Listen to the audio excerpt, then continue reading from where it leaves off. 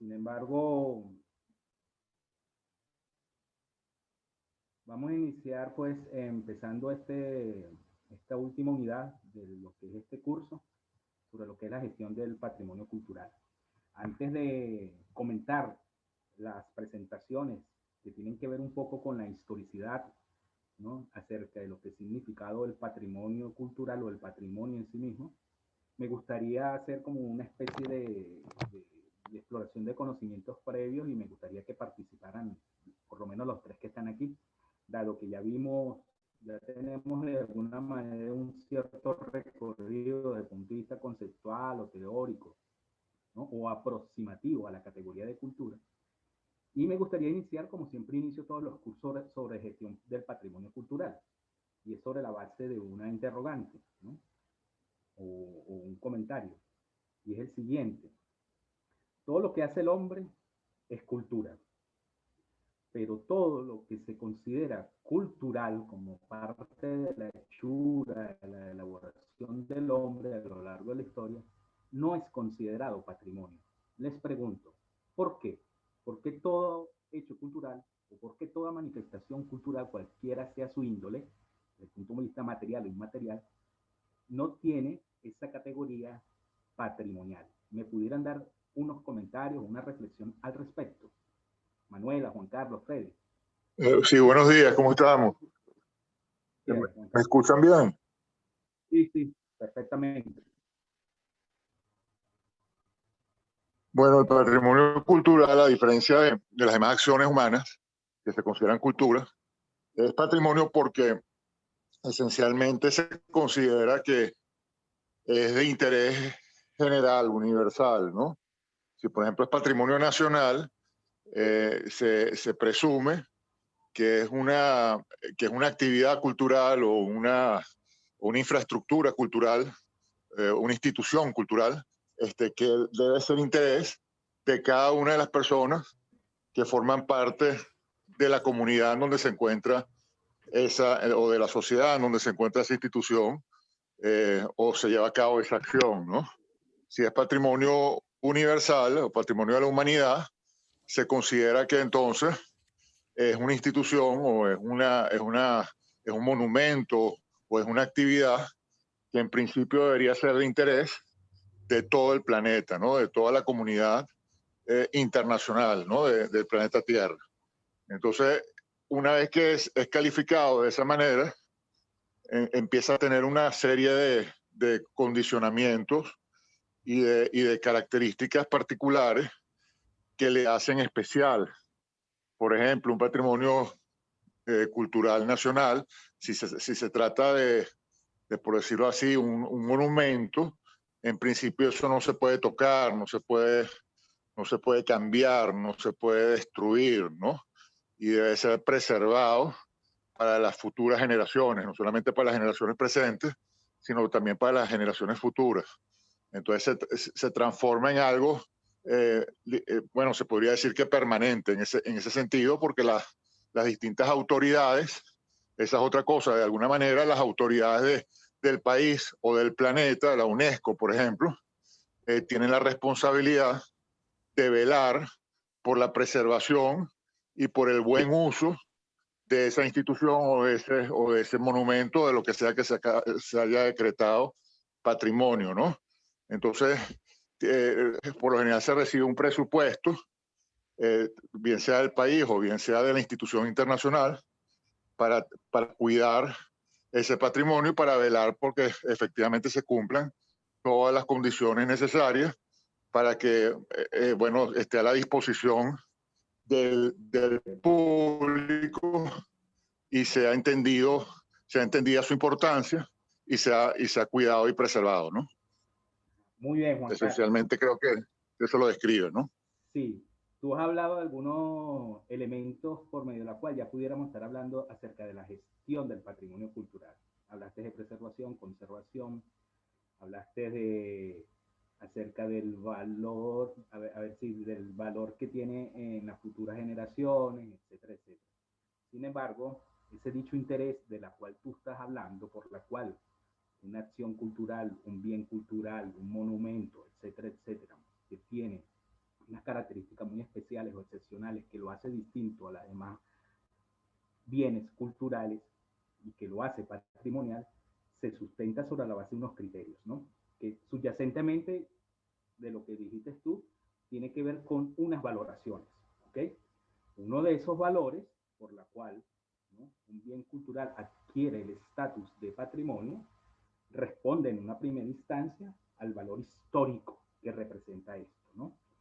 Y cuando hablamos del valor histórico, estamos haciendo alusión de cómo esto refleja en la identidad de un pueblo, de un país, una nación, una localidad o de la comunidad universal global, como tú lo llamas, ¿no?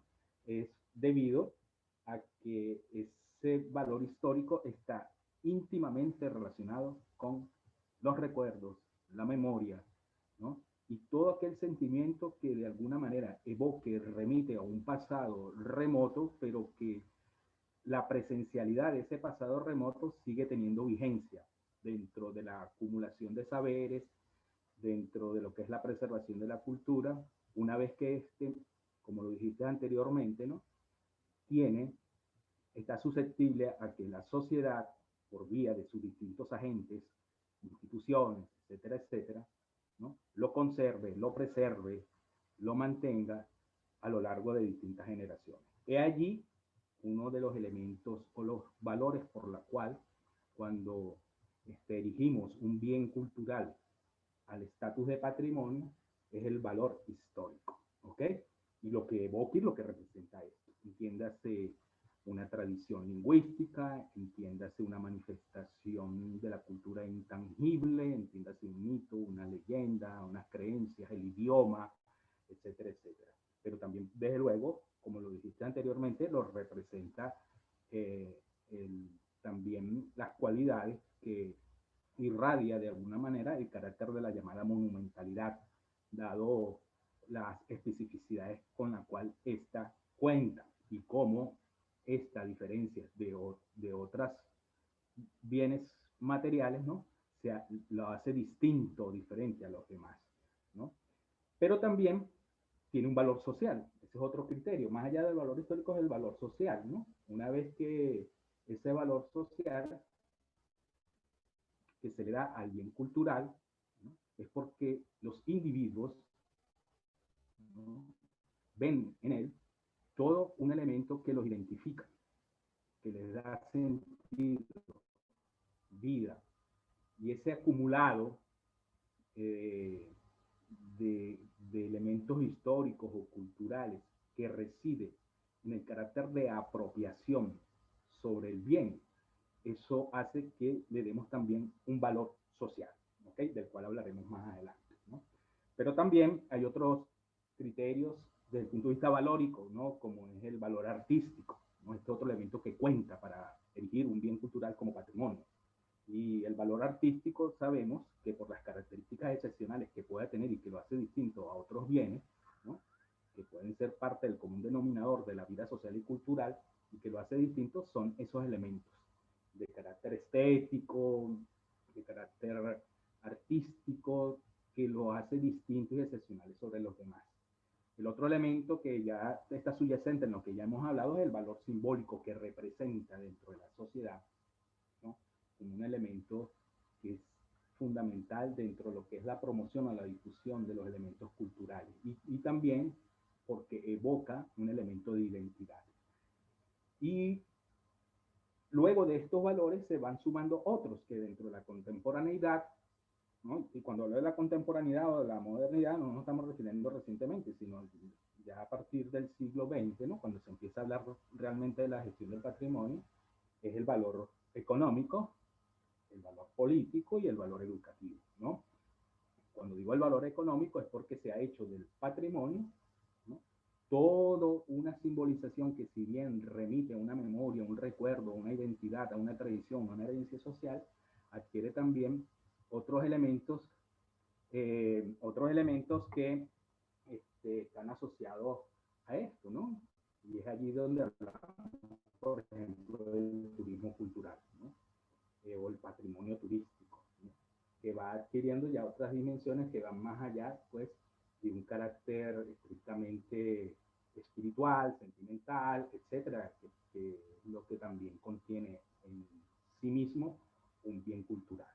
Y el valor político, cuando, entiéndase, cuando hablo del valor político, es cuando a partir de toda esa riqueza, de todo ese acumulado cultural, histórico, artístico, social, se empieza a elaborar y a diseñar pues toda una estrategia, como tú lo decías al principio de tu intervención, de cómo mantener esos bienes culturales en el tiempo. Eso tiene que ver con las políticas de conservación, restauración, preservación, custodia, protección, etcétera, y a partir de allí se empiezan pues a ejercer, a reglamentar por vía de leyes, regulaciones, acerca de lo que significa ese bien para una sociedad, ¿no? Y por supuesto, a mi forma de ver, yo diría que uno de los elementos más sustantivos, aparte de los que ya hemos reseñado, es el valor educativo.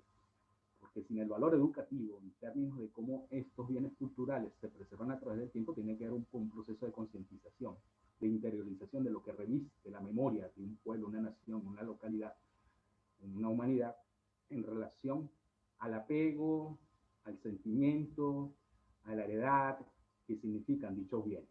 ¿Okay? En suma, estos criterios de los cuales he hablado en términos muy someros, como el valor histórico, el valor social, el valor artístico, el valor simbólico, económico, político y educativo, diríamos que en síntesis son los valores que permiten que un bien cultural respecto a otros hace que los mismos puedan erigirse como patrimonio cultural. Sobre la base de lo que he dicho, por supuesto, convergen muchas subjetividades, muchas interpretaciones de lecturas desde el punto de vista político, económico, intelectual, teórico, qué debe ser erigido como patrimonio y qué no. Cada sociedad elabora y diseña las estrategias de acuerdo al sentido de apego, arraigo, de identidad que reviste cada una de esas manifestaciones históricas de cualquier índole, como lo acabo de comentar, ¿no? Se pueden ir enalteciendo o posicionando como patrimonio cultural. ¿Ok? Bueno, dicho esto, no sé si, aparte de los comentarios Juan Carlos, no sé si de los que ya están presentes aquí, alguien quisiera sumar uno que otro comentario al respecto, una reflexión alrededor de lo que hemos comentado en este momento para yo luego proseguir ya así con las presentaciones. Me gustaría oírlos, de verdad.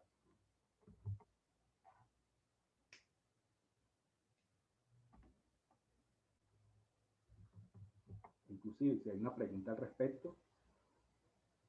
¿Okay? Profe. Bárbara, Freddy, Gwen, Hamid. Ajá, Castañeda. No, bueno, tenía tiempo que no lo yo oía. acabo de entrar y no estoy muy claro de qué estamos hablando. Si podrías darme introducirme, sería fantástico.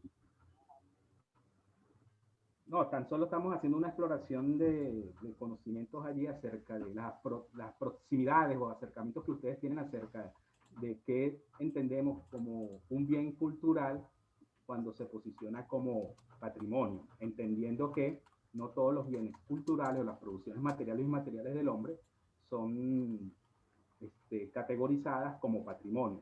Entonces, a partir de allí, bueno, Juan Carlos dio una intervención muy interesante relacionada con ello, y yo conforme a esto empecé a hablar de unos criterios que juegan un papel importante cuando se va a definir un bien cultural como patrimonio. Entonces allí empecé a hablar de los distintos tipos de valores, uno de los cuales tenemos que tener presente que uno de ellos... Bueno, no sé si, por ejemplo...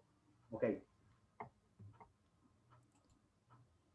Bueno, no, o sea, porque yo no sé si Juan Carlos lo habrá mencionado o lo habrá mencionado ya, pero existe lo que llaman, por ejemplo, patrimonio vivo, que no refiere exclusivamente a los monumentos Sí. o a las formaciones naturales, sino también, por ejemplo, a las costumbres. Por ejemplo, los tambores de Naiguatá. Es un Sí. patrimonio vivo y es precisamente eso, es una herencia cultural. Es una herencia propia de una comunidad. Además, yo creo que el patrimonio también está delimitado por unas condiciones históricas geográficas, porque bien podríamos decir que la salsa es un patrimonio latinoamericano, pero si nos concentramos realmente en el origen de la salsa, por decir algo, la salsa es neoyorquina. Es la combinación del sonido del son cubano que emigra a Nueva York y se junta con el jazz y con el big band. Entonces, ¿es un patrimonio latinoamericano? No, realmente, en mi opinión, es un patrimonio más bien de la comunidad latina en los Estados Unidos. ¿Qué sí es un patrimonio latinoamericano? Bueno, patrimonio vivo. Las manifestaciones como el candomblé, el candombe, las rancheras, la cumbia, cosas por ese estilo. Entonces, claro, tenemos esa cuestión del patrimonio que no sé si lo habrán mencionado, eh, que me parece que es importantísimo. Claro, después de eso también habrá patrimonios que son universales, no sé, a nivel mundial, como Juan Carlos anda mencionando que la UNESCO se encarga de ello. Qué sé yo, ahí están las maravillas del mundo, Machu Picchu, las pirámides, etcétera. Muy bien, muy bien. Ya te estás adelantando algunos elementos que creo que en la próxima clase vamos a establecer acerca de las tipologías sobre el patrimonio cultural. Y quizás hoy con la presentación, ¿no? Nos dará una idea al respecto. Pues bien, si no hay otra intervención al respecto, entonces, o comentario, entonces vamos a las presentaciones, ¿ok? ¿Hay un comentario?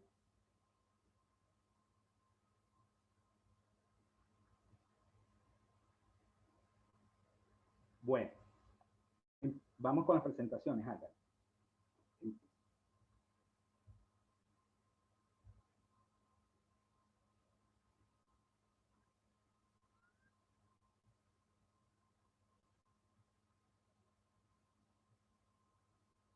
Ok, vamos en principio, ¿no? A establecer, quiero decir que estas presentaciones, ¿no?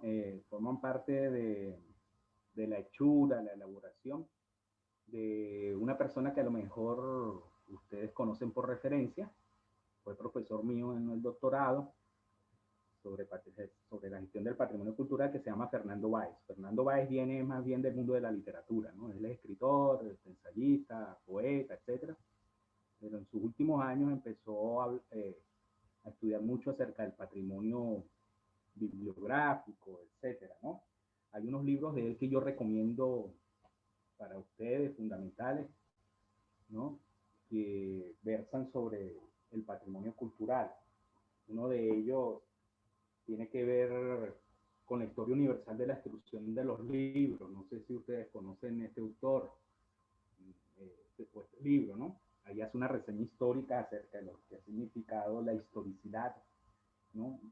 De lo que significan los libros y cómo estos patrimonios culturales relacionados con el mundo del libro, desde la antigüedad hasta hoy día, ¿no? Ha jugado un papel importante dentro de la vida cultural de las naciones, ¿no? Igual reseño este libro de él que se llama La destrucción cultural de Irak, ¿no? Allí reseña un poco acerca de lo que ha significado la destrucción del patrimonio cultural de algunos países, etcétera, y de todo lo que ha significado su memoria histórica, etcétera.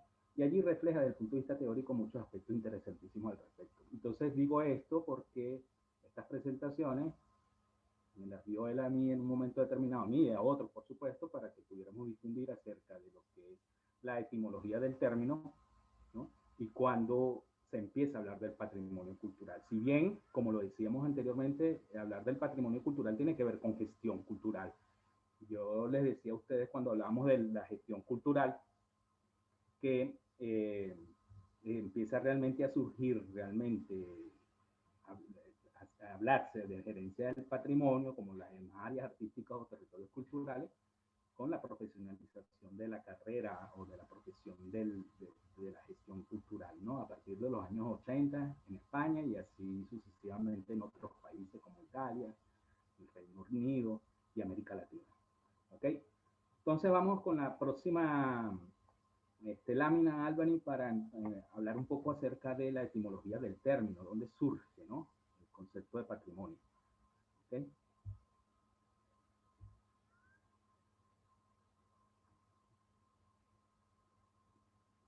Sí, la próxima lámina.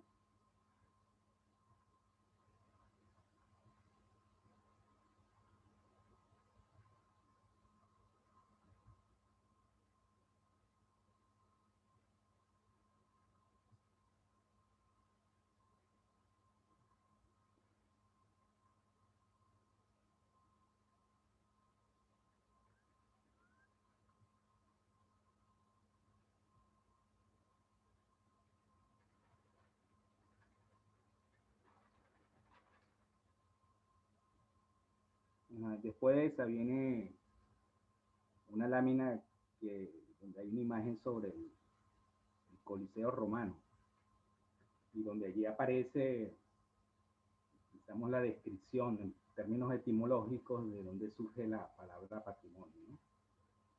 Bueno, me adelanto a la mísima, ¿no?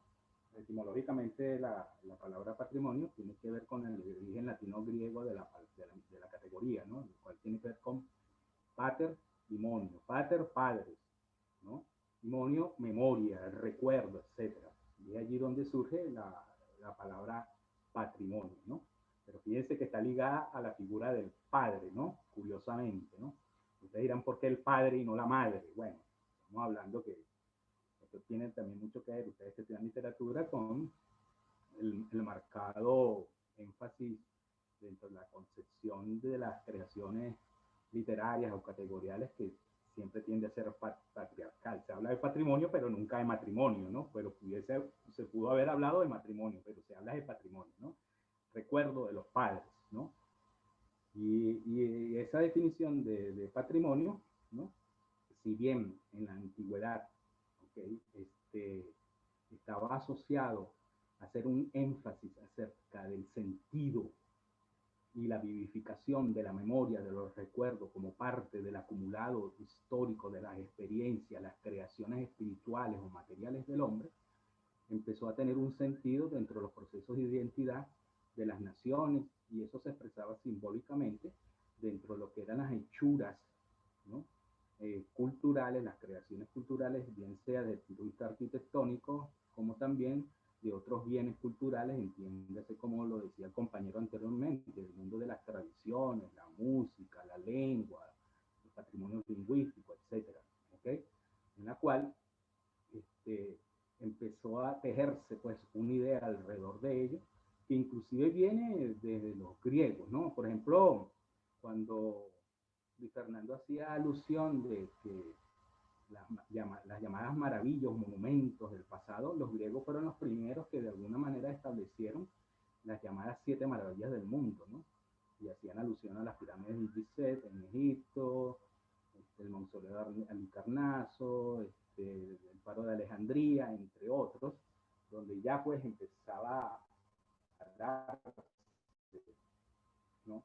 Una idea acerca del carácter de la monumentalidad en términos, digamos, arquitectónicos, escultóricos, artísticos, de los que representaban esos grandes monumentos, que de alguna manera evocaban el carácter de excepcionalidad, ¿no? De especialidad en relación a otros bienes culturales, ¿no? Que no tenían esa jerarquía, ese estatus, y allí se empieza pues a elaborar una visión acerca del carácter monumental de las construcciones y de lo que representaba esto.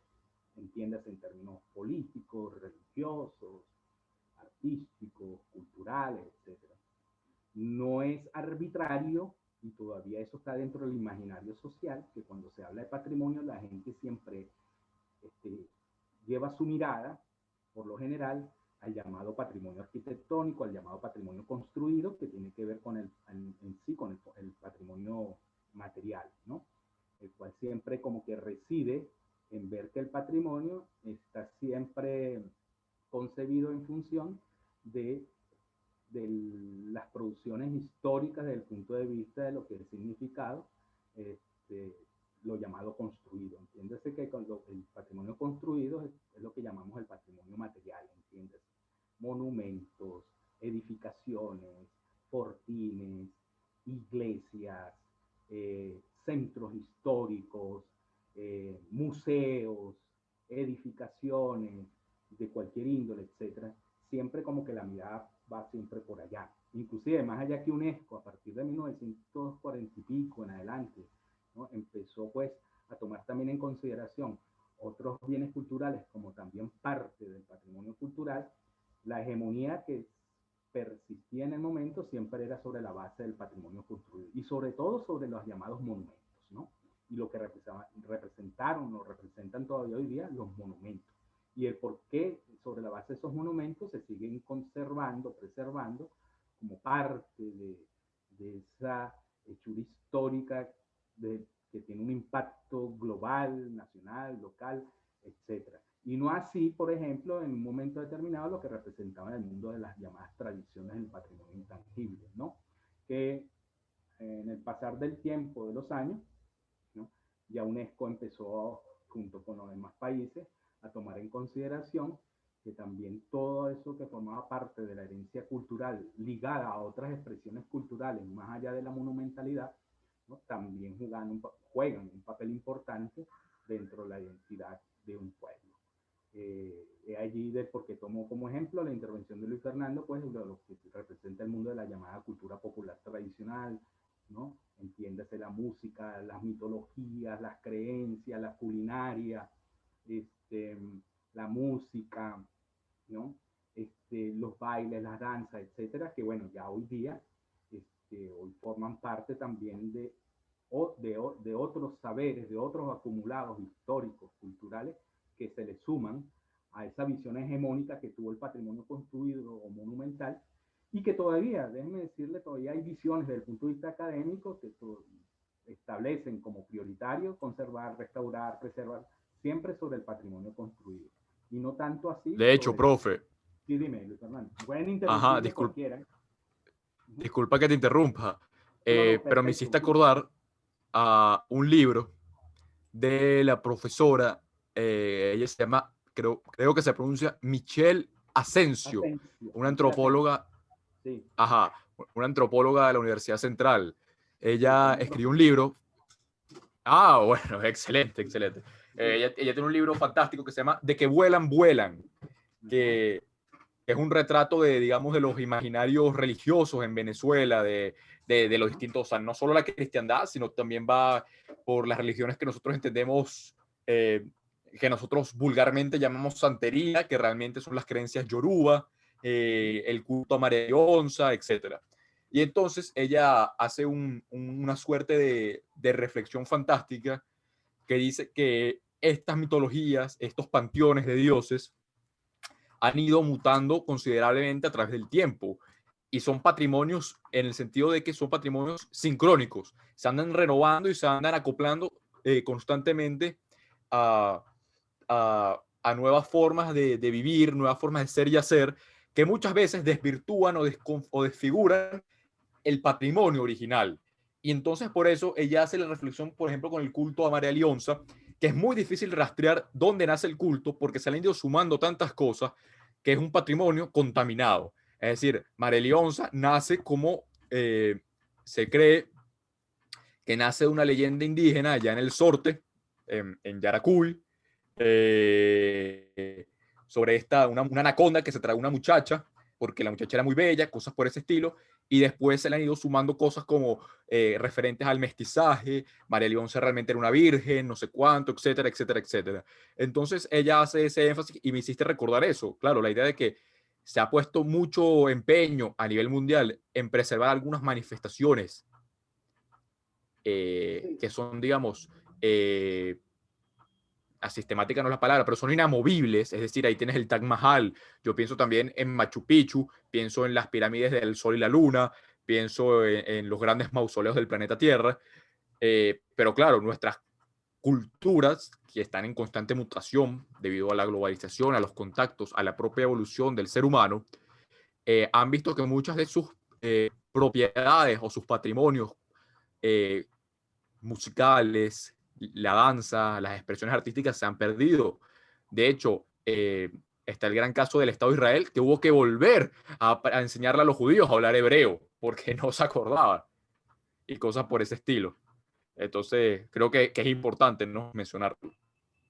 no, no, no, bueno el ejemplo, y me gustaría que me interrumpiera independientemente que no es que vamos a perder la linealidad de las presentaciones. Me gustaría, Albany, que corrieran las presentaciones si se puede. Lo digo por lo siguiente, porque este tema da pie, bueno, a hacer reflexiones y aportes como lo que han hecho ustedes dos en este momento, ¿no? Sobre todo cuando se habla del patrimonio religioso, ¿no? El patrimonio religioso, sabemos que muchos de estos, las ideas, forman parte de una síntesis cultural en la cual se combinan muchos elementos, inclusive es el resultado, la síntesis de aportes provenientes de distintos elementos culturales, ¿no? decía Luis Fernando me parece interesantísimo porque acerca una de las características que veremos más adelante, pero bueno, vale el momento para hablar de ella, acerca de las características del patrimonio. Si bien hay una concepción o han habido concepciones muy puristas acerca de la conservación y preservación de los patrimonios culturales, tenemos que estar claros que los mismos están susceptibles a los cambios y los factores externos que los condicionan en un momento determinado, trayendo como consecuencia o derivado que los mismos se vayan, ¿no?, transformando o evolucionando, pero lo interesante de esto es que no se pierde la esencia. Tú hablabas del culto de María Leonza, desde luego, en un momento determinado tenía que ver con el culto de la reina madre, de la reina, de la diosa madre, etcétera, ¿no?, como está concebida. Pero dentro de un proceso tan idiosincrático, dentro de este mosaico cultural, del sincretismo propio de América Latina o del Caribe, ¿no?, le van sumando otros elementos simbólicos que progresivamente los individuos, dentro de su apropiación social, cultural, van sumando elementos, pero no transforma el culto en sí mismo. Y como tal, el culto, ¿no?, forma parte de ese resguardo, de esa memoria, etcétera, que está ligado a un elemento identitario y por tanto como un elemento del patrimonio. El patrimonio, entiéndase, no solamente del llamado patrimonio intangible, del cual acaba de reseñar el compañero, sino también el patrimonio construido sufre modificaciones. Modificaciones que inclusive, a veces inclusive, borran el pasado, borran la esencialidad, pero queda en el recuerdo parte de ello. No necesariamente es el caso que ustedes ven ahí del Coliseo Romano, ¿no? Que ha pasado por distintos procesos de restauración, preservación, etcétera, y se ha perdido parte de su esencialidad en términos del de lo construido, sino que también se le van sumando otros elementos en función de cómo puede ser cambiado, sobre todo el valor de uso social que a veces se le da a ello. Cuando hablo de uso social, está referido sí que el mismo ya no solamente es un espacio que se concibe en términos para que las audiencias o los consumidores culturales vean en él o cuando entran en interacción con él solamente un aspecto de orden contemplativo, sino adquiere también otras dimensiones de carácter, digamos, económico, turístico, etcétera. Se le van sumando tiendas para llevarse souvenir, etcétera. Alguien pudiera ver de eso como dentro de una visión purista que se está atentando contra la esencialidad, ¿no? Entonces, esas son una de las características que va adquiriendo el patrimonio, así como lo vemos en la ciudad de Caracas, ¿no? O en Argentina, etcétera, donde la ciudad histórica, ¿no? Se ha transformado todo el patrimonio arquitectónico, pero se conserva en la fachada, y el elemento de la memoria está en la fachada, no en sus interiores, porque en los interiores a lo mejor es un bar, una librería, un café, una institución, etcétera. Y esto forma parte, de alguna manera u otra, de los usos que se le dan a los bienes culturales, de manera tal que no queden del todo momificados, ¿no?, dado que los mismos están prestos, susceptibles a cambios de modalidades, siempre y cuando no se pierda la esencia, ese llamado recuerdo, esa llamada memoria, ¿no? Podemos seguir pasando las láminas, ¿no? Y bueno, y esto forma parte, como decía anteriormente, de las características propias que el patrimonio cultural tiene. Bueno, como lo mencionaba, ¿no?, haciendo la retrospectiva histórica, ya de los griegos ellos concibieron una lista, ¿no?, que todavía se habla de las llamadas 7 maravillas del mundo, en las cuales, ¿no?, erigieron y jerarquizaron que se concebía para la época como no se hablaba de patrimonio cultural propiamente dicho, pero se hablaba de la monumentalidad y lo que representaba esto dentro de la cultura en aquel entonces. Bueno, y ahí tienen ustedes la llaman la Gran Pirámide de Giza, los jardines colgantes de Babilonia, el templo de Artemisa en Efeso, la estatua de Zeus en Olimpia, el mausoleo de Halicarnaso, el coloso de Roda, el faro de Alejandrina. Algunos de estos ya no existen, ¿no?, por supuesto, ¿no? Y ya allí había una idea, ¿no?, acerca de lo que representaba culturalmente las hechuras, ¿no?, las construcciones en ese momento que le daban un carácter especial sobre la base de otras, ¿ok? Ya ahí había, pues, ya se empezaba a concebir una noción en términos de gestión, aunque no se hablaba de gestión, acerca de lo que representaban los mismos. Sigamos adelante, por favor, Alban.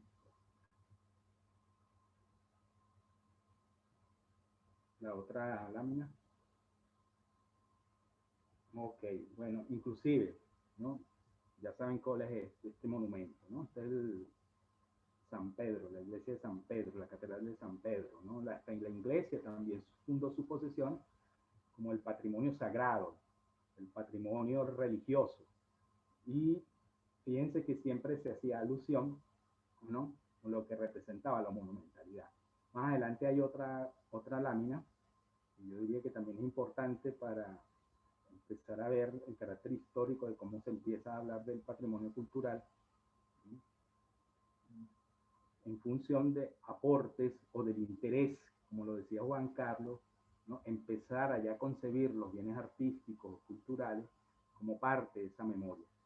Las láminas que, por cierto, esas láminas, esas presentaciones, todas las que vamos a ver a lo largo de este mes, ya están en el foro, ¿ok? Yo ya se las colgué en los foros para que se vayan familiarizando con las mismas de los elementos que vamos a comentar acá. Puedes pasar a la otra, Álvaro. Mientras tanto, si hay otros comentarios al respecto. Bueno, este autor aquí, que yo por supuesto no lo sé pronunciar en francés, a pesar que estudié allá, nunca pude aprender el idioma, ¿ok? Da un aporte significativo acerca de lo que significaban las obras en el siglo XVIII, ¿no? Se considera el inventor la expresión. Fíjense que ya había una preocupación por el patrimonio en términos de lo que significaba del peligro que pudieran tener las edificaciones, etcétera, ¿no? Y se empezó en aquella época a ordenar e inventariar y conservar todos los objetos artísticos y científicos de la época, ¿no?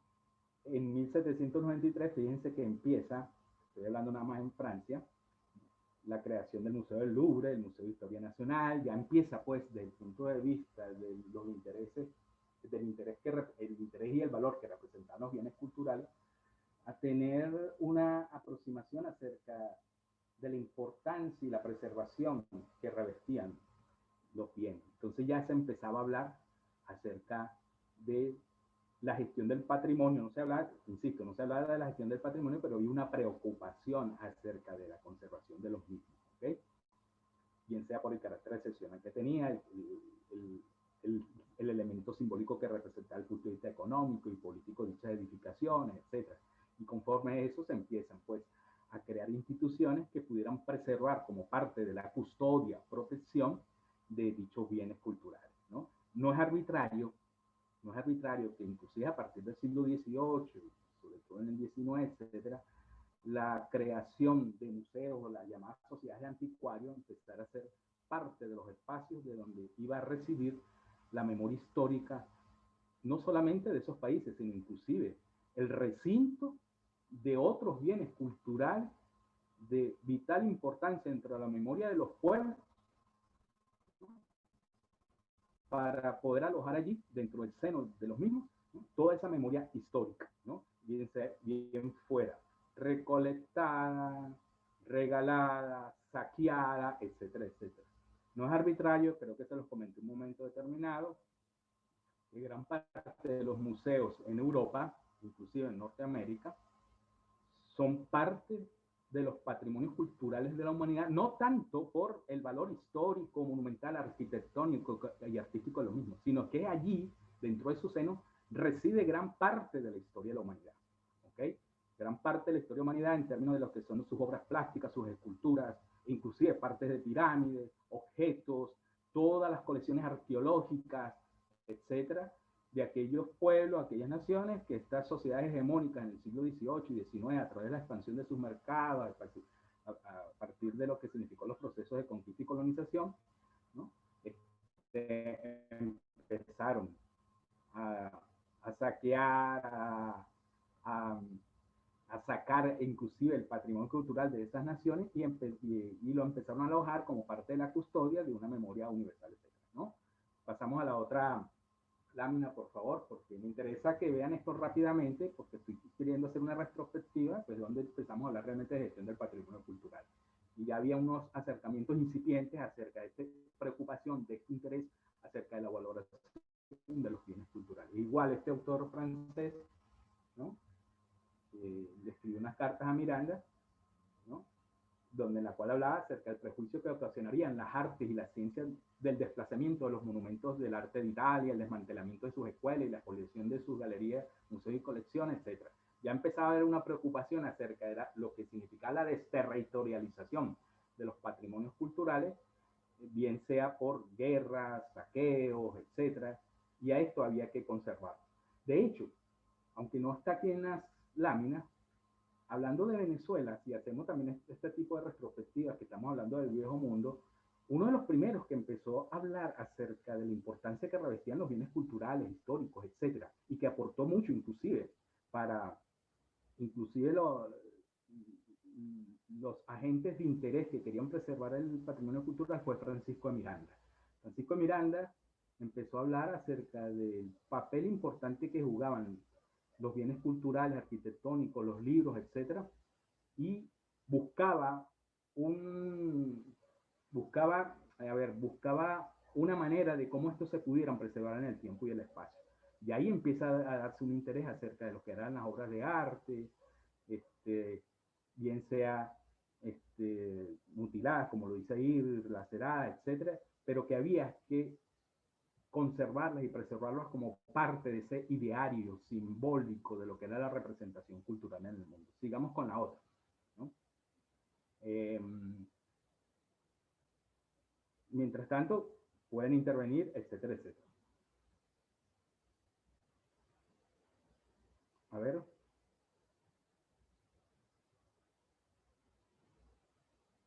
Bueno, escucho, mientras que va pasando la lámina, muy pesada, me gustaría que pues comentaran o sumaran más elementos dentro de este tema que todavía no hemos definido qué es patrimonio, ¿no? Ya ustedes me hicieron unos acercamientos acerca del mismo, esta categoría, pero todavía no lo hemos definido como tal. Hay una definición que es global, que manejada a partir de una institución, como ya lo mencionaron ustedes, que es la UNESCO, que en 1940 y pico se empieza a hablar de ello y del interés de lo que revisten los bienes culturales, pero que en sí no es un concepto, digamos, si bien está universalizado en función de la importancia que revisten el resguardo, protección de estos bienes culturales, esta definición se contextualiza según la sociedad, según el país, según el Estado, de cómo puede ser concebida por los diferentes pueblos o naciones, independientemente que existan unos criterios universalizados, como les decía anteriormente. Hasta hace muy poco, cuando digo hasta hace muy poco, hasta los años 40, 30, 50, etcétera, se tenía una visión del patrimonio que solamente tenía que ver con el patrimonio construido, ¿no? Más no así con otro tipo de patrimonio. ¿Okay? Profe, ¿Sí? es Bárbara. Hola. ¿Cómo estás? Bárbara. Sí.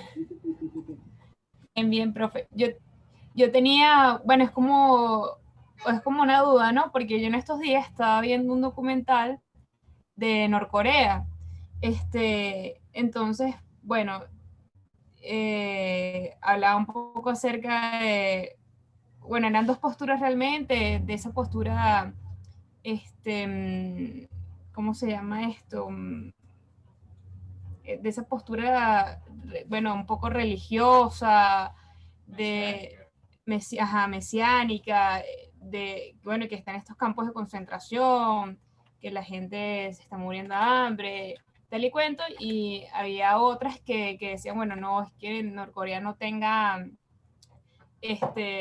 mercados o cosas que tenemos nosotros, sí los tienen, pero, o sea, como dos realidades confluyendo en sí, bueno, tienen un acceso un poco parecido al nuestro, pero sí es cierto que tienen campo de concentración, tienen este culto y bla, bla, bla. Entonces hablando ahorita un poco del patrimonio cultural, me quedé pensando que bueno, que un patrimonio cultural en Norcorea sería, bueno, este contenido ideológico, ¿no? ¿Cómo es que se llama el Chonglin?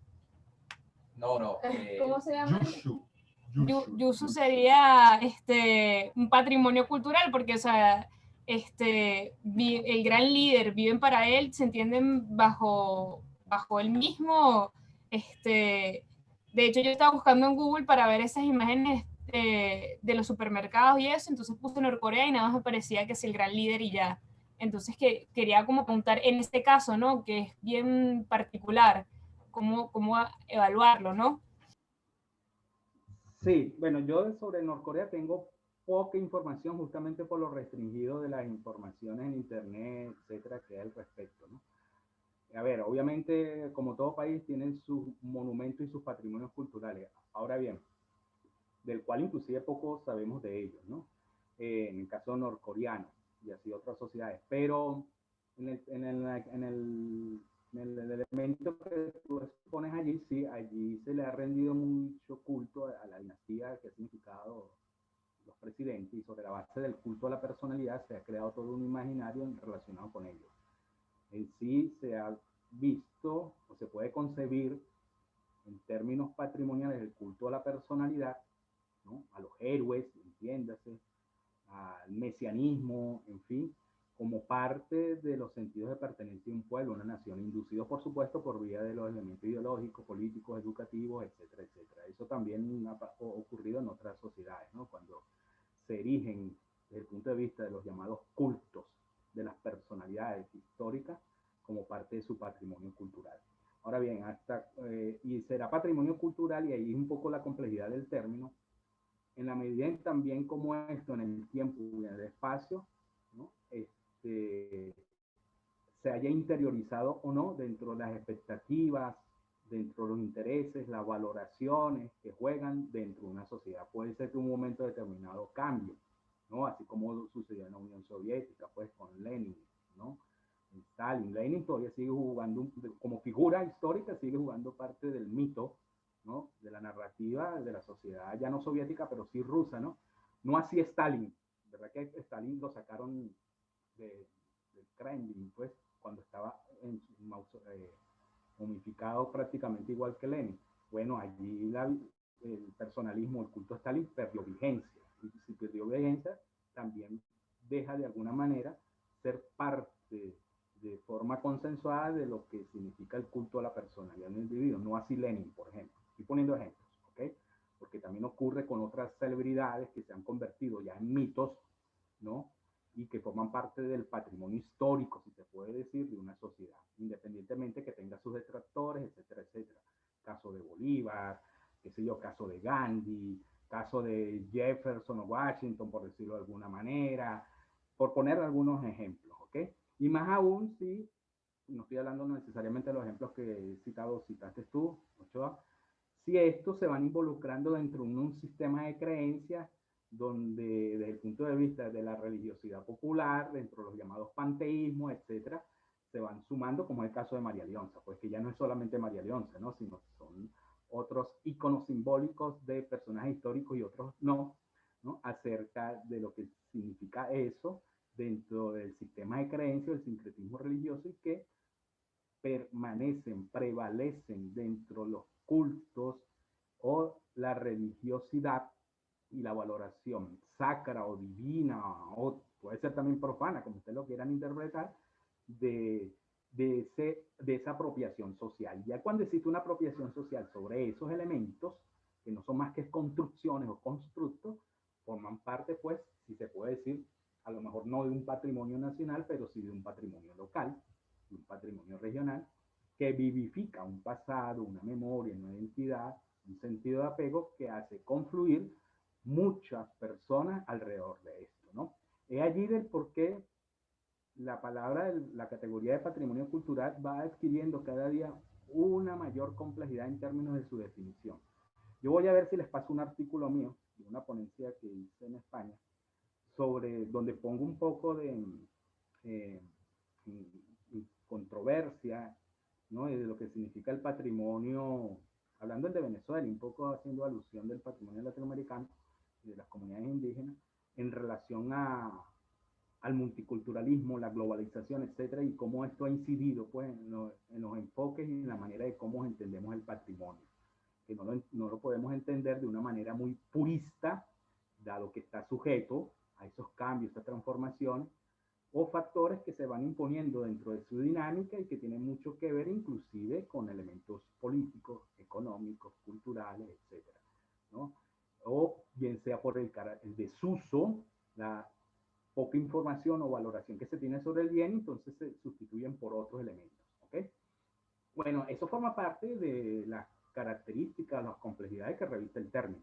Y sobre la base de ello es importante entenderlo porque entendiendo dichas realidades es como podemos ver cómo se dan los procesos, ¿no?, de gestión del bien, de los bienes culturales o de los patrimonios en función de esas dinámicas, ¿no? Y eso es afín a todas las sociedades, ¿no?, en función de aquellos patrimonios que pueden ser íconos o iconográficos en términos de su aceptación a nivel global, y por eso es que son elegidos como patrimonio de la humanidad, pero hay otros que forman parte de unos constructos en la cual que un elemento fundamental es la apropiación social sobre los mismos, pero al mismo tiempo que están vulnerables, susceptibles, condicionados a factores que se le van sumando, y sobre la base de ello hay que establecer bien las estrategias de cómo gestionar dicho patrimonio. ¿Ok? Y por eso es que hay formas distintas, entiéndase, en las instituciones culturales, en los museos, qué es lo que se promueve, qué es lo que se difunde, ¿no? Qué es lo que más se interesa mostrar y qué es quizás lo que menos interesa no mostrar. Y eso forma parte de esta, digamos, vorágine dialéctica de lo que significa concebir la gestión del patrimonio sobre los bienes culturales, ¿no? No sé si con esta explicación sobre la base de la intervención de Ochoa, bueno, suma a los comentarios que han hecho ustedes. Si quiere pasamos a la otra lámina, Álvaro. Está muy pesada la presentación. Ok. Fíjense, ¿no? Ya aquí estamos hablando de una visión, digamos, más formal acerca del patrimonio y tiene que ver con la llamada Conferencia de Atenas del 31 sobre la conservación de los monumentos históricos y la obra de arte. Fíjense que, como lo decía anteriormente, el énfasis en esa época estaba sobre el patrimonio construido, ¿no? Pero ya había, pues, ya se empezó a hablar formalmente acerca de la importancia que revestían esto y sobre la importancia de los museos, ¿no?, como parte de la custodia, o los museos como instituciones de carácter educativo, político, cultural, de hacer conocer, de hacer ver que esos patrimonios, esos monumentos históricos jugaban o juegan un papel importante dentro del ideario, la historicidad de un pueblo, una nación, un país, etcétera, ¿no? Pero es en 1931 donde se empieza a hablar al respecto, ¿no?, de la conservación de los monumentos históricos y las obras de arte. Fíjense, monumentos históricos y obras de arte. Ahí no estamos hablando de cualquier otro patrimonio que hoy día es muy extenso, variable, diverso, etcétera, ¿no? Seguimos adelante, por favor, con la otra lámina.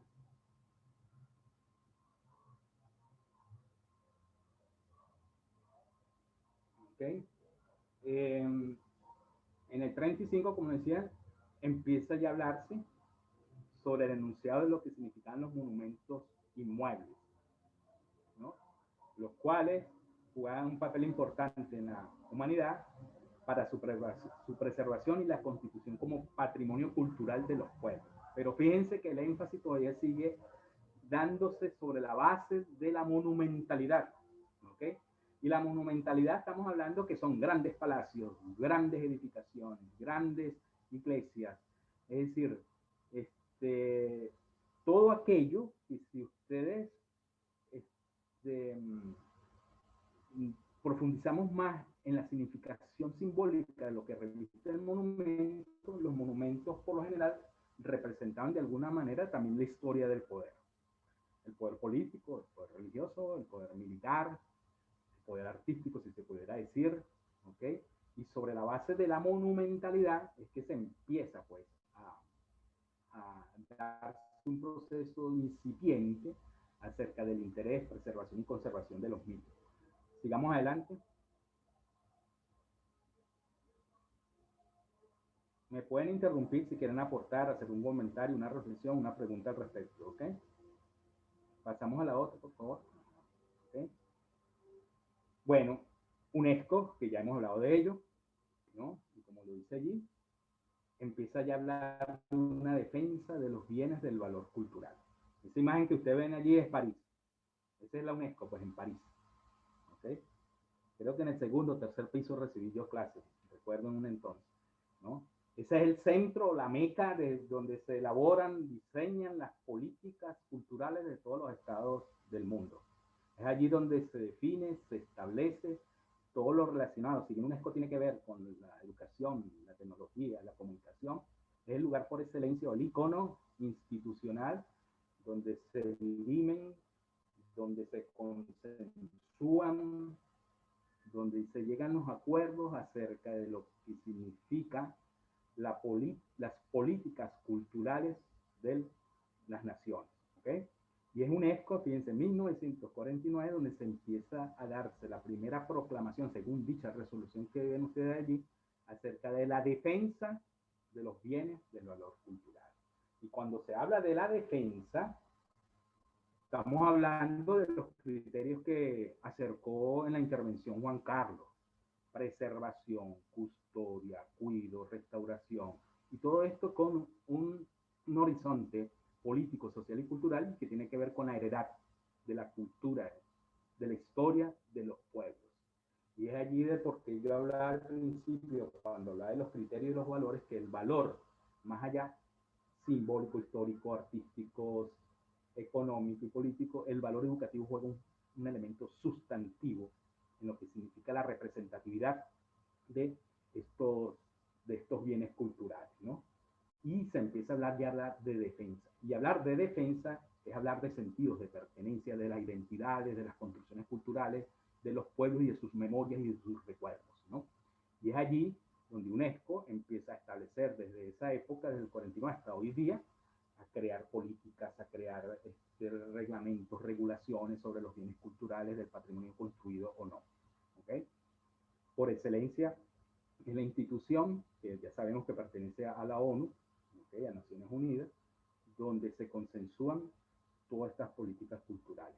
Políticas culturales, como ya habíamos hablado nosotros, cuyo objetivo es que se puedan irradiar por todos los estados-nación y que, de acuerdo también a los intereses y a las valoraciones locales, regionales, hemisféricas, etcétera, cada sociedad asume esos contenidos genéricos, globales, consensuados en UNESCO, y los adapta según la realidad y las demandas y exigencias de lo que significan los procesos de apropiación social sobre los bienes culturales. Jamás podemos entender, jamás podemos definir u homogenizar una visión patrimonial de una sociedad, por ejemplo, la venezolana con respecto a la italiana, con respecto a la guatemalteca o a la vietnamita, por decirlo de alguna manera. Se adapta de acuerdo a las distintas valoraciones, intereses propias de una sociedad, de un pueblo, ¿no? Y se contextualizan en función de dichos requerimientos. Y cuando hablo de requerimientos, es la defensa y la protección de dichos bienes culturales. ¿Okay? Sigamos adelante para que un poco veamos la historicidad de cómo en el tiempo, ¿no? En el siglo XX y el siglo XXI, cada día UNESCO, a través de la participación de las distintas lecturas acerca de los bienes culturales, empieza pues a hablarse ya pues sobre una gestión del patrimonio cultural. Sigamos con la otra lámina. Mientras tanto, insisto, si quieren hacer comentarios al respecto de lo que hemos hablado, bien son recibidos.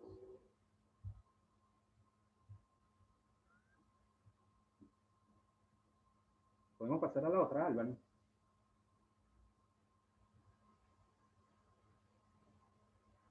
Ok. Bueno, aquí hay otro elemento más que se suma, ¿no? Acerca de lo que significa las actas finales de la Conferencia Intergubernamental sobre la protección de los bienes culturales, ya en casos en la cual las condiciones o los factores que tienen que ver, no programados dentro de lo que es la defensa y protección del patrimonio cultural, ¿no? Se van ejerciendo políticas acerca de lo que es la conservación de los bienes culturales en caso de conflicto armado, ¿no? Y eso se fue conformando, configurando, ¿no? En las distintas convenciones que empezaron a entrar en rigor del año 56 en adelante, posguerra, ¿no?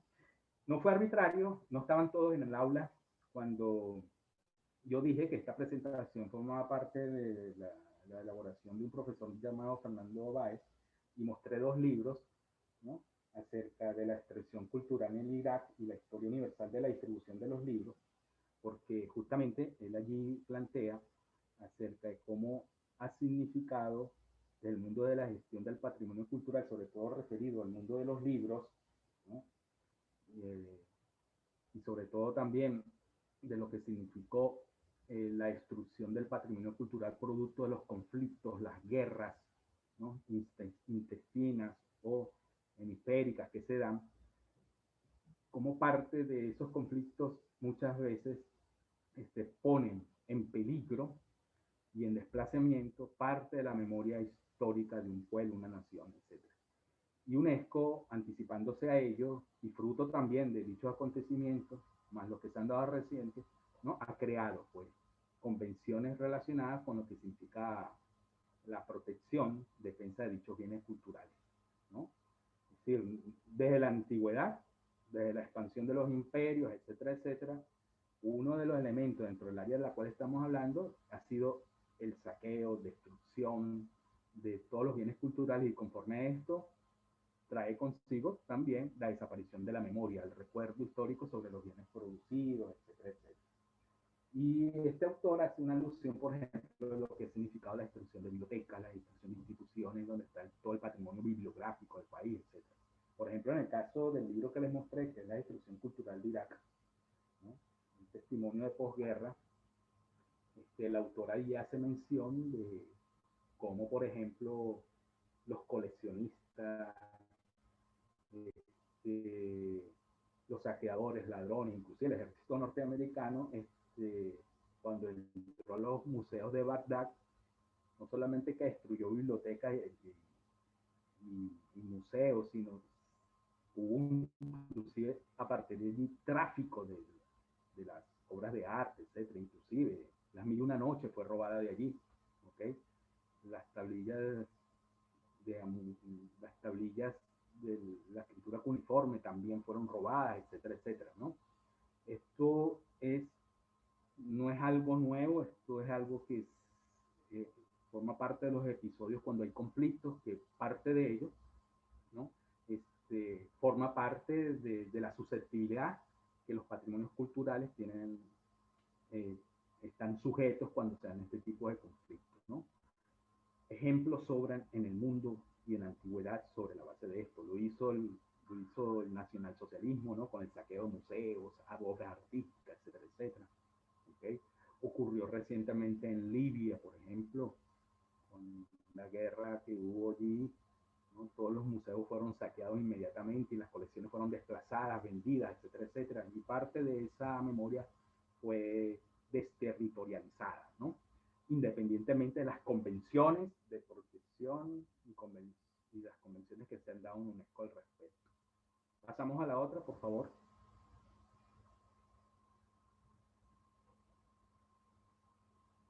La otra. Sigamos, esta es solamente una ilustración allí. Pasamos a la otra. Bueno, pasemos a la otra, que es donde se empieza a hablar ya me imagino que ustedes saben cuál es esta fachada. Pasamos a la otra. Pasamos a la otra, que es donde empieza. Pasamos a la otra, porque ya de esto he hablado.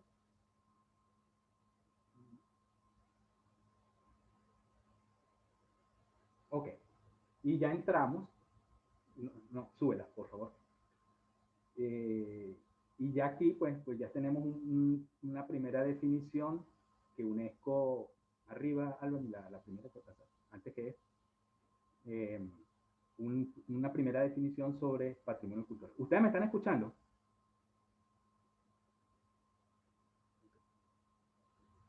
Bueno, ahí tenemos Sí, profe, se primer escucha. concepto.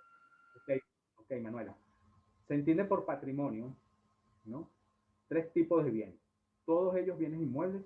Se trata de monumentos, que comprenden las obras arquitectónicas de esculturas o pinturas monumentales, elementos de estructuras de carácter arqueológico, inscripciones, cavernas y grupos de elementos que tengan un valor universal excepcional. Ya sabemos, ya hablamos al principio, en qué consiste ese valor excepcional, que lo hace distinto a otros bienes culturales que no son patrimonio, desde el punto de vista de la historia, del arte o de la ciencia. Pero también son conjuntos que están formados por grupos de construcciones aisladas o reunidas cuya arquitectura, unidad e integración en el paisaje le dé un valor universal excepcional, desde el punto de vista de la historia, del arte o de la ciencia. Ejemplo iconográfico en el caso venezolano es la ciudad de Coro, es la Universidad Central de Venezuela, ¿okay? Que tiene unos valores excepcionales que lo hace distinto a otras universidades, por ejemplo, ¿no? Porque no solamente es la arquitectura de Villanueva, sino todas las obras de arte que están allí concentradas, reunidas, que convergen como un complejo cultural y que por el carácter de excepcionalidad, ¿no? Se ha erigido como un monumento universal, ¿no? Igual que la ciudad de Coro y recientemente las manifestaciones culturales relacionadas con la religiosidad popular, la danza, etcétera, como los diablos danzantes, etcétera. No estamos hablando del caso de Venezuela, ¿no? Y asimismo son los lugares o obras del hombre conjuntas acerca de la naturaleza. Eso incluye lugares arqueológicos, podemos pasar a la siguiente, por favor, pero también todo lo que significa el paisaje natural, que también entra dentro de la tipología de los patrimonios, que ya no solamente son patrimonios culturales, sino son también patrimonios naturales, pues, que tienen que ver con el valor excepcional de la orografía, la geografía del territorio, por las características esenciales únicas, exclusivas, que no las tiene otro país o que si son de igual similitud, nada más las comparten algunos países, algunas esferas territoriales, y por eso se erigen como patrimonio natural, ¿no? Entiéndase, por ejemplo, todos los que son las formaciones del precámbrico, por ejemplo, en Guayana, ¿no? Con los tepuyas, etcétera, que no solamente es de la parte de Venezuela, sino inclusive de Brasil. Esos son paisajes naturales excepcionales, únicos y exclusivos, ¿no? Que por su naturaleza y su excepcionalidad son considerados patrimonios, ¿no? Distinto a resguardos paisajísticos, parques nacionales, resguardos de interés natural, que si bien son importantes, no adquieren la categoría o el estatus de patrimonio. ¿Ok? Pasemos a la otra. Por favor.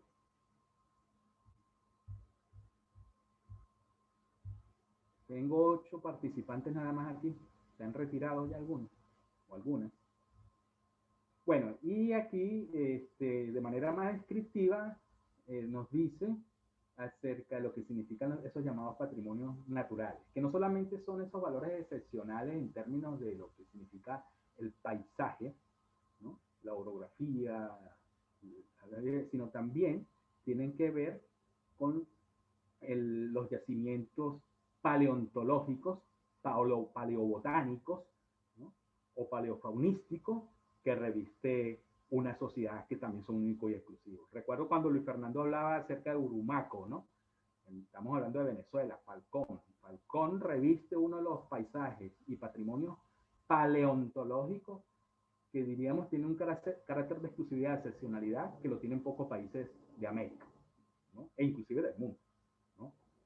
En la cual la llamada paleofauna de la fauna extinta es único y exclusivo y que todavía reviste una riqueza desde el punto de vista arqueológico, paleontológico importantísimo, ¿no? Venezuela lo tiene. Sí, profe, de hecho también estaba, además de Urumaco, en el estado Falcón, nosotros también contamos con La Grita, que es una zona del Táchira, una formación geológica situada en el Táchira, donde de hecho se han descubierto los 2 únicos especímenes de dinosaurios. Recordemos que los dinosaurios no son lo mismo que lo que se conoce como la megafauna, que era la fauna del cuaternario. Los dinosaurios son los dinosaurios. Y entonces el Tachiraptor admirabilis y el Laquintasaurio, que ambos han encontrado en esa zona y son las especies exclusivas de dinosaurios venezolanos. Y han dado un aporte importante a entender cómo era la vida durante el Jurásico y el Cretácico en nuestra parte del planeta. Y de hecho, ahí hay un dato curioso, eso no sucede en la mayoría de los países, eh, del resto del mundo. Pero en Venezuela, si se descubre un resto fósil, dígase botánico o zoológico, el resto fósil es propiedad del Estado y no de la persona que lo descubre, como suele suceder en otros países del mundo. Por ejemplo, si tú te consigues en los Estados Unidos con un tiranosaurio en el patio de tu casa o vas caminando porque hay cazadores de huesos, cazadores paleontológicos aficionados y lo descubres, el dinosaurio es propiedad tuya. Aquí no, pasa a ser patrimonio estatal. Bastante curioso. Sí, hay algunas legislaciones, Luis Fernando, en la cual esto tiene que ver incluso con lo que hablamos al principio, recuerdan, sobre los modelos y los paradigmas de gestión de las políticas culturales y de las legislaciones en la cual todo lo que está, subyace en el suelo venezolano o en cualquier otra legislación es del Estado, independientemente que el mismo esté alojado en un lugar privado. ¿Okay?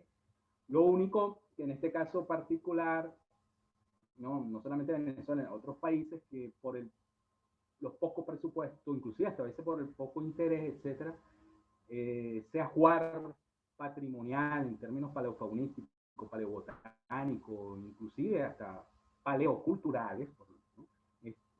Llegan a extinguirse, a desaparecer, están susceptibles al robo, al saqueo de las personas conocedoras, producto de las ventas, de los coleccionistas, etcétera, porque no existe una política de seguimiento, control, etcétera. Además que, bueno, contamos con pocos arqueólogos, ¿no? En Venezuela, o instituciones que a lo largo de la historia de la gestión de lo que es el patrimonio arqueológico, paleontológico, este, no han sido exitosas la política, a pesar de los esfuerzos de la creación de algunos museos comunitarios, el Museo de Ciencias Naturales, por el aporte de muchos científicos en la época, que bueno, tuvieron el interés de hacer dichas excavaciones y preservar dichos bienes dentro de dichos recintos como parte de la custodia, protección de los mismos, ¿no? Pero ese tipo de legislaciones en la cual todo patrimonio, yo diría que eso, yo diría no, UNESCO estableció que la defensa y protección de los patrimonios culturales que se encuentren en subsuelos de cada país forman parte del Estado venezolano, de los estados, ¿no?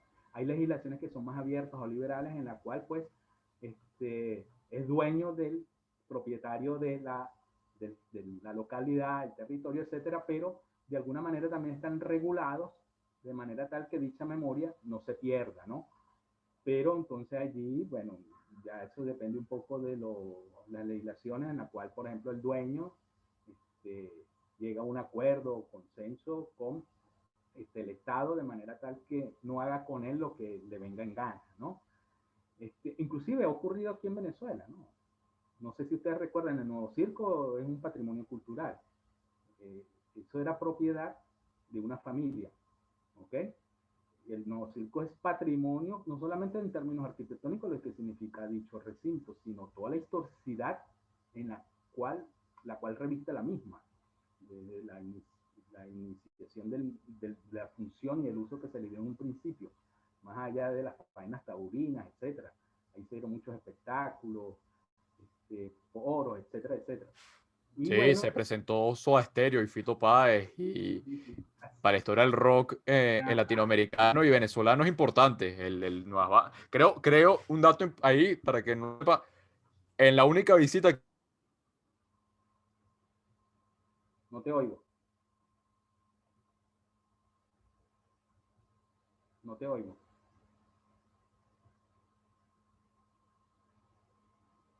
Bueno, se le cortó la comunicación a Fernando. Bueno, ejemplos, vamos a hablar de ellos.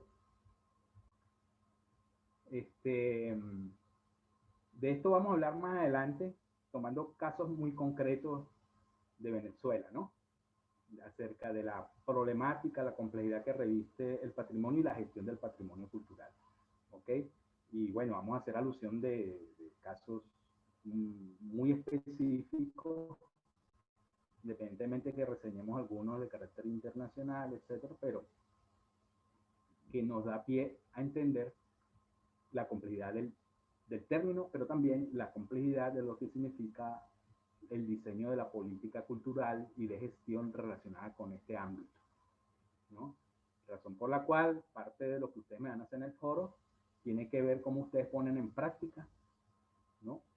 Una estrategia de gestión sobre la preservación, bien sea de un bien cultural, de una colección, de un sitio, etcétera, que ustedes consideren que hoy día está olvidada, desplazada de la memoria, derruida, etcétera, qué propuestas ustedes pueden añadir. Pero para eso tenemos que discutir esa propuesta y después voy a hablar más adelante de ello, ¿no?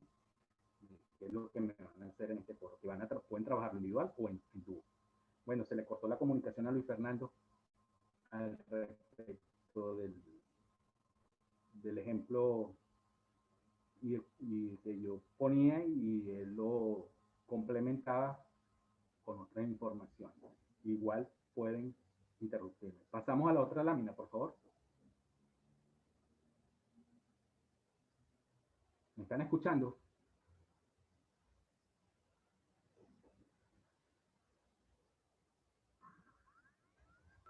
Sí, profe, se escucha.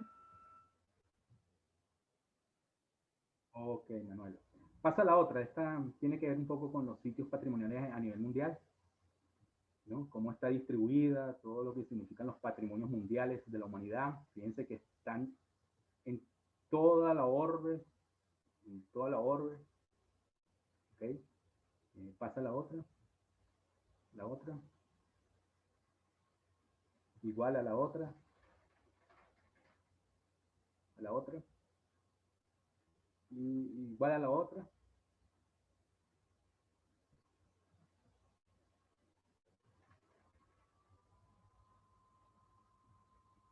Por ejemplo, hubiese sido interesante, muchachas y muchachos,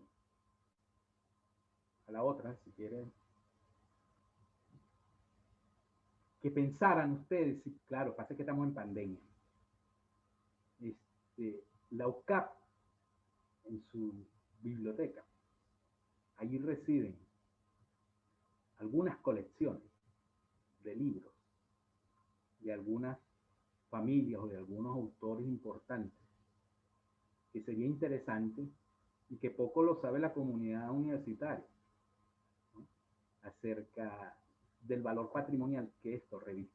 Y sería una interesante propuesta de parte de ustedes de qué estrategia tendrían para la difusión, valoración que tienen dichas colecciones, ¿no?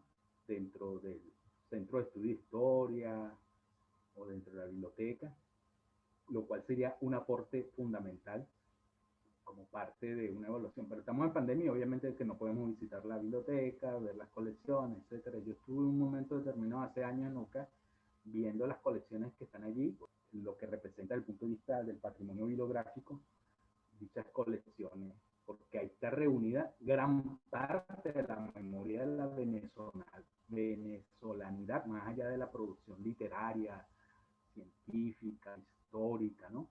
De lo que representan dichas colecciones, ¿no? Más adelante, Álvaro.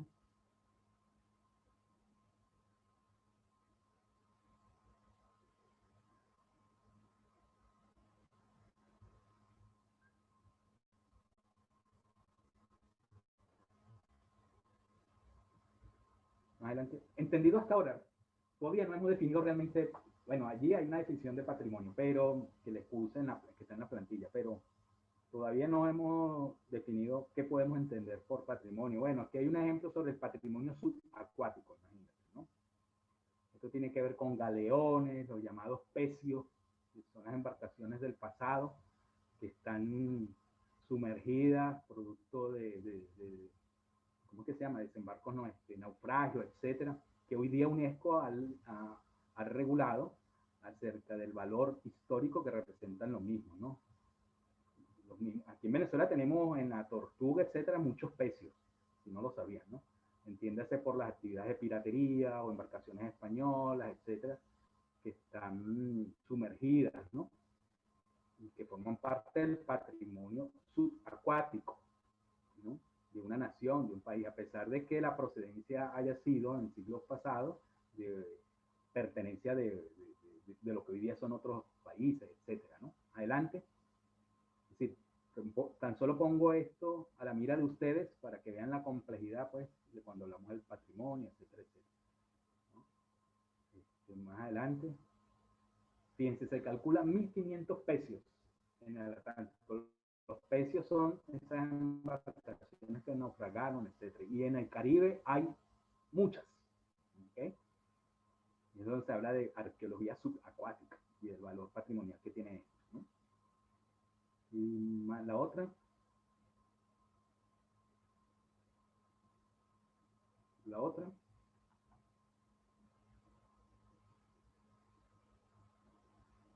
¿Aló? ¿Me escuchan, no? Bueno, y aquí como síntesis, ¿no? Fíjense, UNESCO, ¿no? Hace ya alusión acerca de otros elementos fundamentales. Fíjense, en 1982 es donde se pone de manifiesto que el patrimonio cultural de un pueblo se extiende a las obras de sus artistas, arquitectos, de sus músicos, de sus escritores, de sus sabios y también de las creaciones anónimas surgidas del alma popular y al conjunto de valores que dan un sentido a la vida. Comprende las obras materiales e inmateriales que manifiestan la creatividad de ese pueblo, lenguas, ritos, creencias, lugares, monumentos históricos, literatura, obras de arte, archivos y bibliotecas. Ya empieza a darse en el 82 a abrirse el abanico de tomar en consideración como parte del patrimonio cultural no solamente lo construido, lo material, sino lo que llamamos también el patrimonio inmaterial o intangible, ¿no? Dado de la susceptibilidad, dado de la posible desaparición de esos patrimonios en función de lo que implica, por ejemplo, la pérdida de los patrimonios lingüísticos, etcétera, etcétera, de las costumbres, las tradiciones, y empieza a abrirse ese abanico de también de tomar en consideración estas representaciones culturales del pasado, de la tradición oral, etcétera, y de las manifestaciones de carácter intangible como parte también de lo excepcional, único y exclusivo dentro de lo que es la concepción del patrimonio, ¿no? Fíjense que ya habla de individuos, sabios, ¿no? Personas que han aportado de acuerdo a sus creaciones artísticas, literarias, etcétera, como parte también de ese llamado, como lo decía Luis Fernando al principio, del patrimonio vivo, que no es más que la síntesis también de todo un acumulado de saberes, de representaciones culturales que identifican a un pueblo, a una nación, etcétera. No es arbitrario que ya entre el mundo de las llamadas creencias, los ritos, las lenguas, etcétera, ¿no? Y esto es lo que permite para muchas sociedades, en términos de lo que significa la gestión del patrimonio, ¿no? Hablar de dos por una instancia, y eso lo veremos en la próxima clase con unas láminas que tenemos para allí, ya la tienen pues, ustedes en el foro, colgadas en archivos adjuntos de patrimonio cultural, el patrimonio intangible, el patrimonio tangible y lo que representa cada uno de ellos, y el llamado patrimonio natural, o los llamados paisajes culturales, ¿no? Lo cual hace que hablar del patrimonio cultural no estemos hablando de bienes culturales muy específicos, sino de una gran complejidad o diversidad que implica pues un tratamiento en términos de lo que significan las estrategias de preservación y conservación, digamos, muy amplias, muy diversas a la hora de gestionar un bien cultural. Sobre esa clasificación taxonómica de los bienes culturales, pues hablaremos más en la próxima clase con las plantillas que tenemos para la misma y para ir afinando y concretando más esta noción. Lo que vimos hoy, lo que presentamos hoy, fue simplemente una breboca, ¿no? De manera tal de que pudiéramos estar en sintonía desde el punto de vista de la historicidad de los bienes culturales y cómo han sido tratados desde la antigüedad hasta hoy día, y el papel que ha jugado la UNESCO en las instituciones culturales en función del interés y la valoración de los mismos. Dicho esto, me gustaría que hicieran algunos comentarios al respecto, ¿no? De las 8 personas, de los 18 que somos, en lo que hasta ahorita hemos comentado. dice Manuela Traetino? ¿Qué dice Gwen? ¿Qué dice Jamil?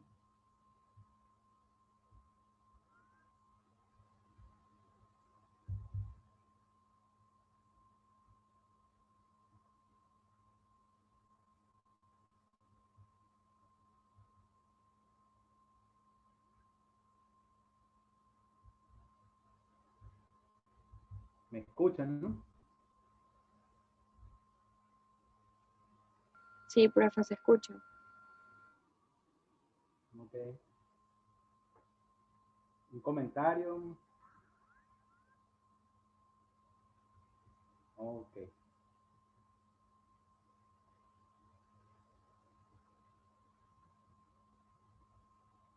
¿Un comentario escrito?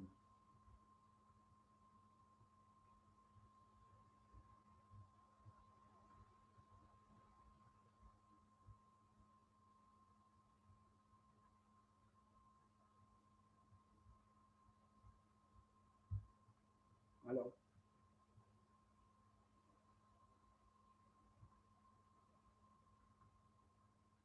¿Aló? Luis Fernando, tú estabas hablando y se cortó la comunicación, ¿no? Sí, sí. Si quieres puedes culminarla. ¿Puedes culminarla, por favor? No, bueno, yo andaba diciendo que sí, que el nuevo circo eh, tiene un background, tiene una historia importante, no solo como estructura, sino también a nivel histórico-cultural, los eventos, más allá de su propósito. O sea, se relaciona un poco con mi primera intervención sobre la profesora, sobre la mutación de los patrimonios culturales, que era precisamente un terreno para que se practicara tauromaquia y otras cosas espantosas, porque, bueno, ha mutado para cuestiones donde se han hecho conciertos, se han hecho mítines políticos, se han hecho foros, se han presentado danzas, entonces, eh, y claro, eso pasa de ser, exacto, patrimonio tangible a patrimonio intangible, porque el Nuevo Circo ya no es solo la arquitectura, sino que es la historia del Nuevo Circo. Y, por ejemplo, la gente que es rockera recuerda con mucho cariño que en el Nuevo Circo se presentó el primer encuentro de bandas venezolanas masivo, donde estaba Sentimiento Muerto, Zapato 3, Desorden Público, etcétera.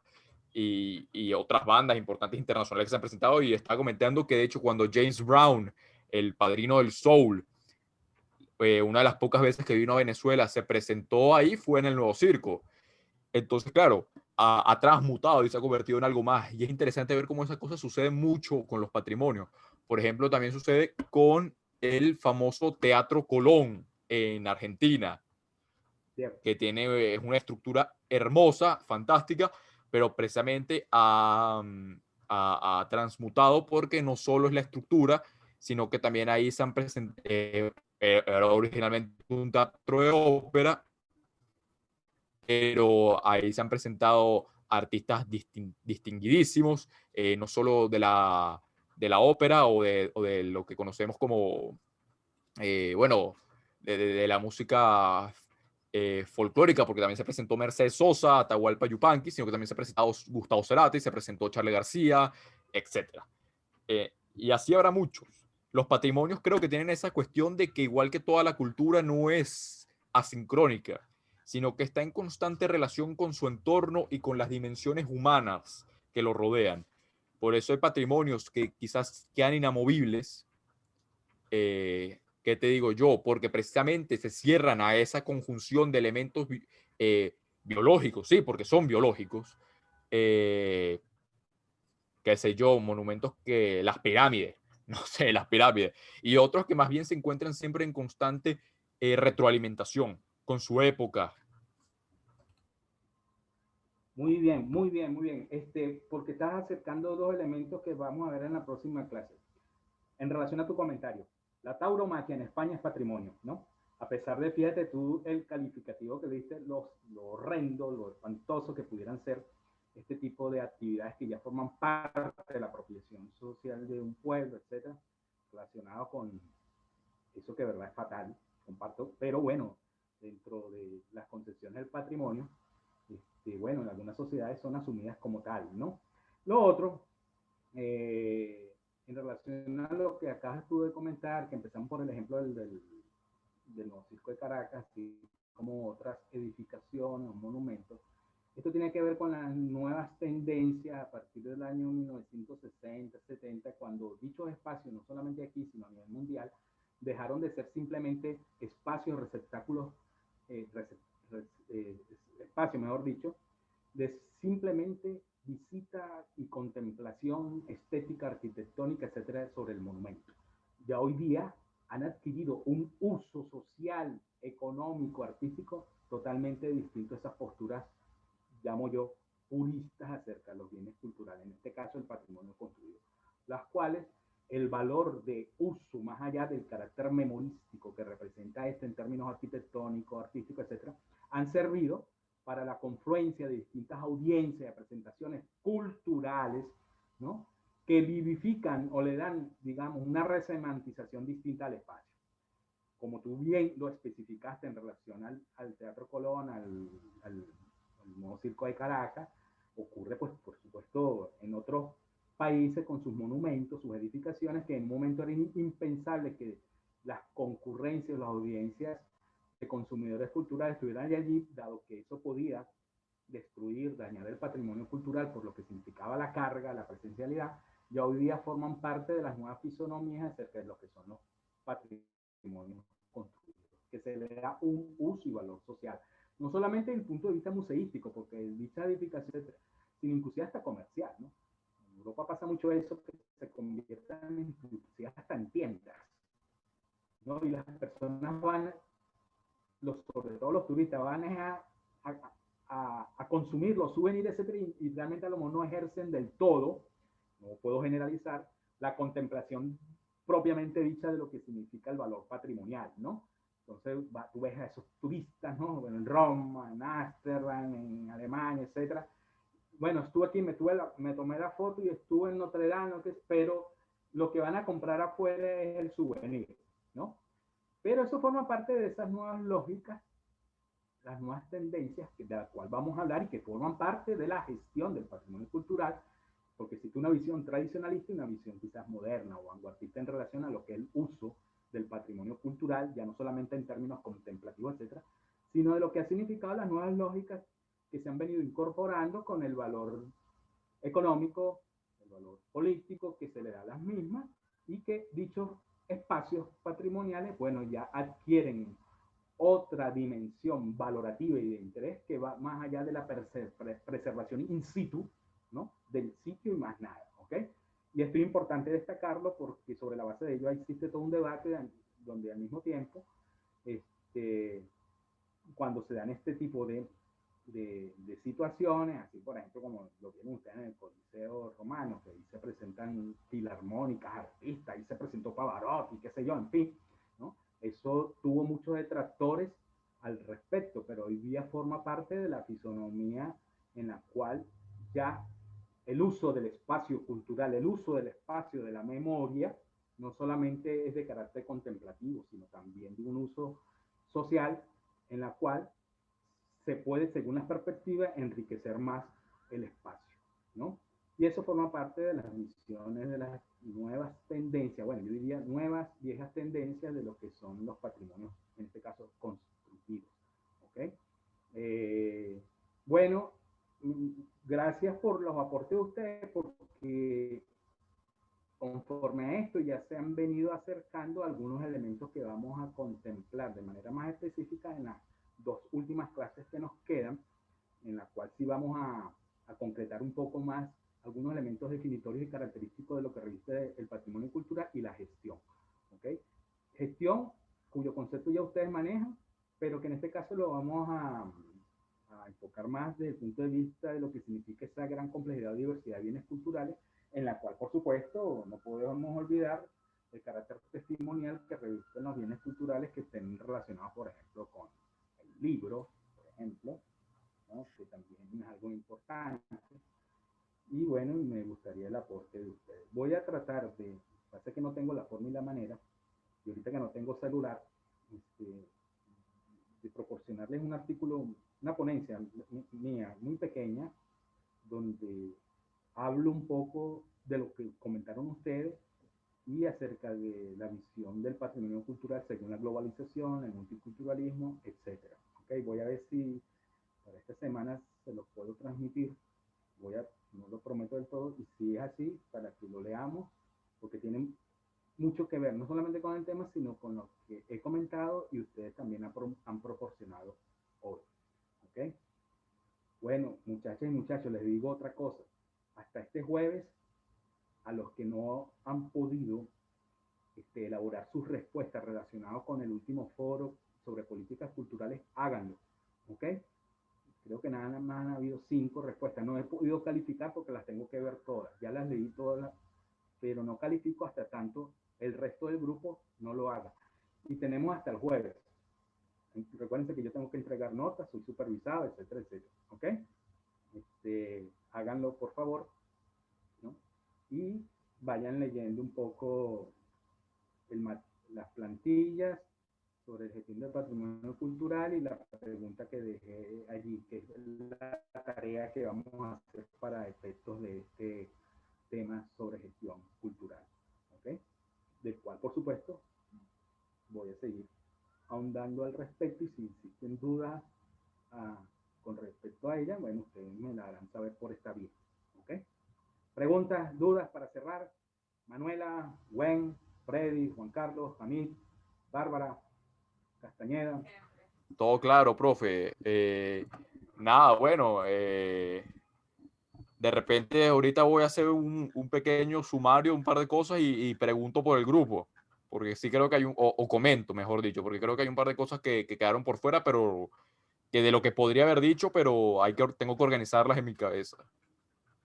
Sobre todo con respecto a lo que comentaste de la tauromaquia y el estatus legal de la tauromaquia como patrimonio cultural. Pero que claro, en España los españoles han luchado mucho para que la tauromaquia sea considerada patrimonio por la UNESCO, etcétera.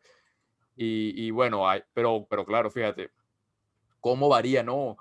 La visión política que nosotros tenemos de algo que allá es cultural y es apreciado, y nosotros aquí que también hemos sido taurinos, la sociedad venezolana también ha sido taurina, pero fíjate cómo una generación distinta como la mía lo ve de manera atroz, y probablemente mucha gente en España también lo vea de esa forma. Y por ejemplo, los londinenses no tienen tauromaquia, pero tienen la caza de hurones y la caza del zorro, caza de tejones, cazan otros animales silvestres, y para ellos es cultural. Entonces creo que voy a organizar esas ideas y las comento por el grupo. Muy bien. No, y además que eso forma parte de la caracterización de lo que reviste hoy día el patrimonio cultural. Recuérdense cuando yo les dije, dentro del diseño de la política cultural y los modelos de gestión en relación al patrimonio, a veces se muestra lo que se quiere y lo que no se quiere, pero está un poco referido a todos estos factores. ¿Ok?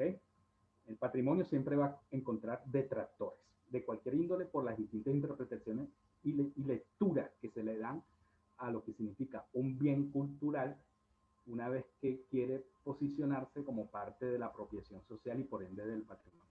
Es decir, estamos hablando de una complejidad muy interesantísima en relación a este tema. Bueno, si no hay más nada que decir, yo lo dejo hasta acá y nos vemos el próximo miércoles. Y recuerden, por favor, los que están presentes aquí, yo ahorita estoy desprovisto de celular, eso me está complicando ya la terminación del semestre, quizás no tanto con ustedes, pero háganme el favor, Manuela, Gwen, Juan Carlos, los que están aquí, reiterar una vez más por el grupo de WhatsApp que hasta el jueves tienen chances de aportar sus respuestas al módulo de políticas culturales, ¿ok? De manera tal que el viernes, sábado, domingo ya tengan las calificaciones. Eso vale 10%, ¿ok? Lo pueden hacer en dúo o individualmente. Igual para este tema, pueden participar. Háganme ese favor como difusores de lo que hoy se dijo aquí, por favor, ¿ok? Bueno, hasta luego. Se cierra entonces la sección. Aloha, profe, un abrazo. Bueno, si no pregunta, se puede cerrar la sección. Aloha. Chao, profe, cuídese. Gracias.